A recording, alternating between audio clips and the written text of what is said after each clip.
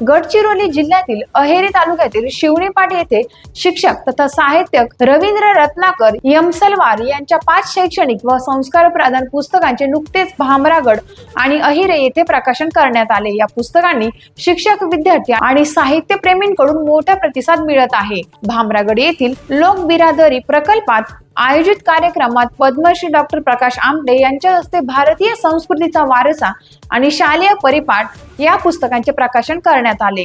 तर अहेरी येथील जिल्हा सहकारी पतसंस्था सभागृहात संस्कारक्षम बोधकथा आणि मराठी बोधकथा त्यासोबतच मराठी व्याकरण या पुस्तकाचे प्रकाशन मान्यवरांच्या उपस्थितीत पार पडले। या कार्यक्रमाच्या अध्यक्षस्थानी राष्ट्रपती पुरस्कार प्राप्त निवृत्त शिक्षक विनोद भोसले हे होते। यावेळी गट शिक्षण अधिकारी सुनील भाऊ आहिरवार, डॉक्टर प्रवीण फुल्लरवार, खुर्शीद शेख, बबलू सडमेक यांच्यासह अनेक मान्यवर, शिक्षक, साहित्यप्रेमी आणि नागरिक उपस्थित होते।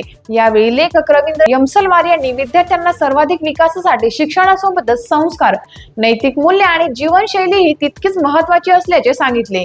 त्यांच्या पुस्तकांमुळे विद्यार्थ्यांना मार्गदर्शन मिळण्यासोबतच शिक्षकांनाही उपयुक्त संदर्भ साहित्य उपलब्ध होईल असा विश्वास त्यांनी व्यक्त केला। कार्यक्रमातील मान्यवरांनी त्यांच्या साहित्यिक आणि शैक्षणिक कार्याचे कौतुक करत पुढील वाटचालीसाठी शुभेच्छा दिल्या। टाइम्स ऑफ महाराष्ट्रसाठी गडचिरोली प्रतिनिधी जाबीर खान यांचा रिपोर्ट।